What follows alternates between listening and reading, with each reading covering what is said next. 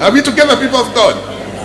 But I want to tell you, to raise 276 million, it needs a lot of faith, it needs a lot of, and it needs a lot of action. And I want to tell you, to raise 22 million, it is not small money. But this money I try to calculate, tone deshira gihoro wa besha muno. Tone kuri undu mwe hoya gai tukane tekire gue itari gitonga. Na ndem hoya gapio na ni akadongia. Na ndagetikira nyume thinu itari ki.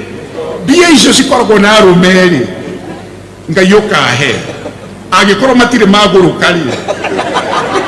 Ona ni ndikaguru kadacio.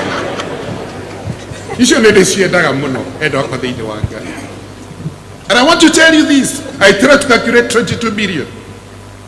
If only you have 22 Christians and each give you $1 million, how much is that?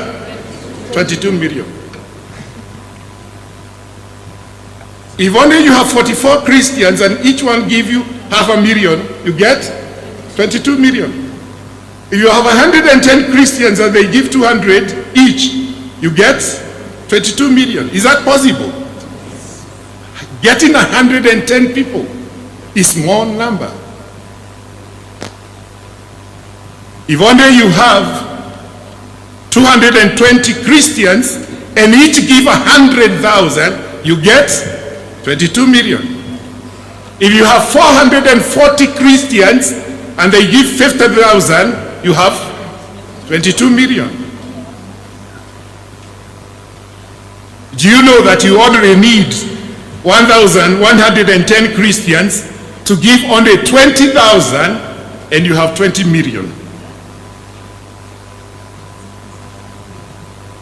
And you need only 220 Christians, 2,200 Christians to give 10,000 and you have 22 million. Besha cionekaga na ihenya muno. Ni ithuĩ tũtarĩ twamenya ũrĩa tũgwĩka atĩa tũgũcietia.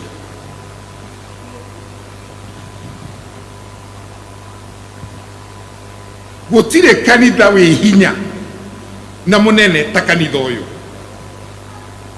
Itonga ciothe nĩ cia kanitha wa Anglican. Ciothe.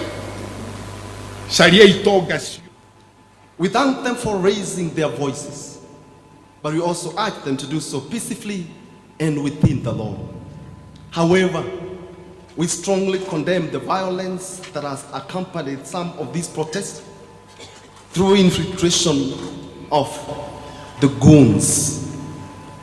Across Kenya, lives have been lost, young lives full of potential, brutally cut short. We mourn even death, including those within Nyandarua and Laikipia, and pray for comfort to the affected families. We also grieve the destruction of both public and private properties, which has undermined livelihoods and crippled services. We, however, further lift in prayers all those who are injured and are currently hospitalized.